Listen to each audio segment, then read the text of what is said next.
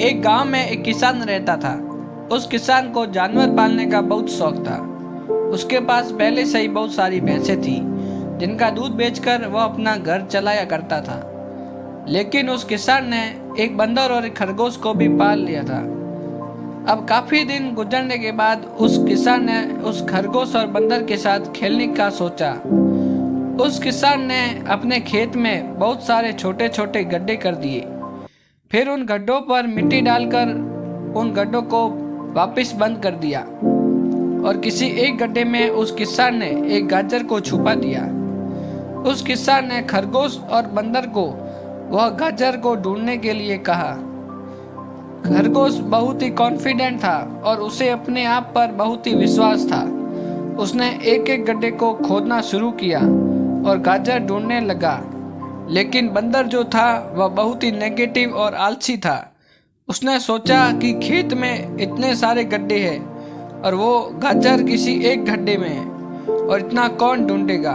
वो बंदर ये सोचकर एक गड्ढे के ऊपर जाकर सो गया और उधर खरगोश अपनी पूरी मेहनत से गाजर ढूंढ रहा था। एक एक करके खरगोश ने सारे गड्ढे देख लिए, लेकिन उसे किसी भी गड्ढे में गाजर नहीं मिली।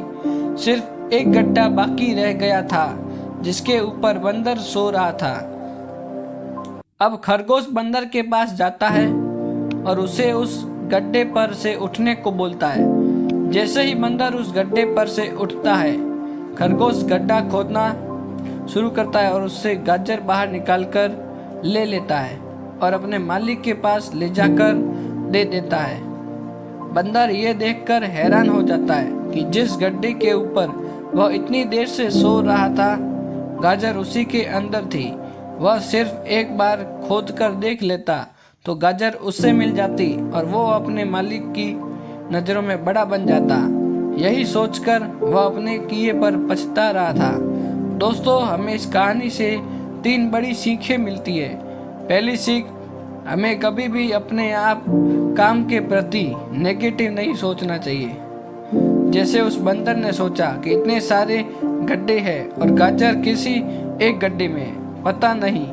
यही सोचकर उसने उस काम को अपने लिए बड़ा बना दिया। और दूसरी सीख हमें इस कहानी से यह मिलती है कि हमें एटलीस्ट कोशिश भी तो करनी चाहिए, क्योंकि हम जब तक कोशिश भी नहीं करेंगे, किस्मत भी हमारा साथ नहीं देगी।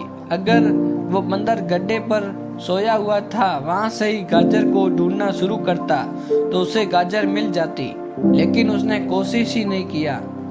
और तीसरी सीख हमें यह मिलती है कि हमें जल्दी हार नहीं माननी चाहिए। अब हमें नहीं पता कि हमें अपने काम में किस वर्ष में कामयाबी मिलेगी और कभी भी मिल सकती है, लेकिन हमें कामयाबी तभी मिलेगी जब हम पॉजिटिव सोच के साथ कोशिश करते रहेंगे और हार नहीं मानेंगे।